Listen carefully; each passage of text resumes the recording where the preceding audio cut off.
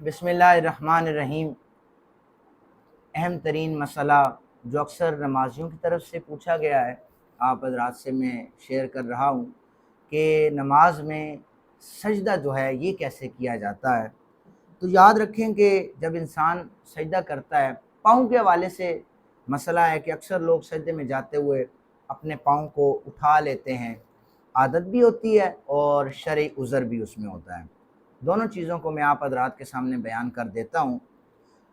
مسئلہ سماعت فرما لیں کہ سجدے میں دونوں پاؤں کی 10 انگلیوں میں سے کسی ایک انگلی کا زمین پر لگ جانا یہ فرض ہے، اور پھر ہر پاؤں کی 3 انگلیوں کا زمین پر لگنا یہ واجب ہے، اور دونوں پاؤں کی 10 انگلیوں کا زمین پر لگنا اور ان کا قبلہ رخ ہونا یہ سنت ہے۔ یہ مسئلہ ہے۔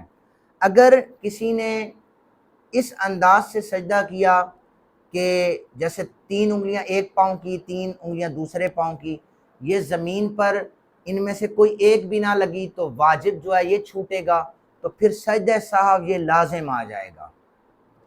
اس کے بعد اگر پاؤں زمین پر لگتا ہی نہیں ہے تو آپ کا فرض نہیں ادا ہوا، تو نماز جو ہے وہ آپ کی پھر بھی مکمل نہیں ہے۔ اور یہ میں نے آپ کے سامنے مسئلہ بیان کیا۔ اب یہ فرض کوئی ایک انگلی کا زمین پر لگ جانا یہ فرض ہے، فرض تو ادا ہو گیا۔ اب 3 انگلیاں 6 انگلیوں کا لگنا واجب ہے، اور 10 انگلیوں کا لگنا سنت ہے، اور قبلہ رخ ہونا۔ ایک تسبیح سبحان ربی العظیم، اس کے برابر اگر دونوں پاؤں کی 6 انگلیاں زمین پر لگ جائیں، اس کے بعد اگر کوئی شخص حرکت کرتے ہوئے اٹھا لیتا ہے، ایک تسبیح کے برابر بھی وہ زمین پر لگ جاتی ہیں، تو کوئی شخص انہیں حرکت دے کر اٹھا لیتا ہے، ایسے شخص کی نماز مکمل ہو جائے گی، اس میں کسی قسم کا کوئی خلل نہیں ہوگا۔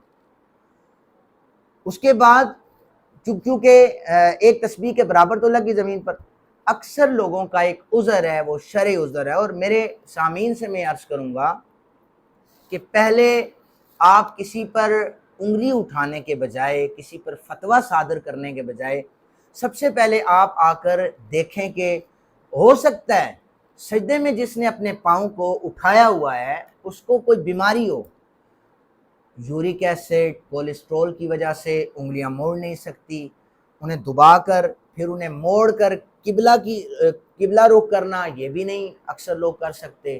کچھ لوگ پنجوں پر بالکل ایسے فولڈنگ نہیں کر سکتے، وہ پھر موڑ کے پاؤں رکھتے ہیں، تو دیکھنے والا یہ سمجھتا ہے کہ اوہ اس کی تو نماز ہی مکمل نہیں ہے۔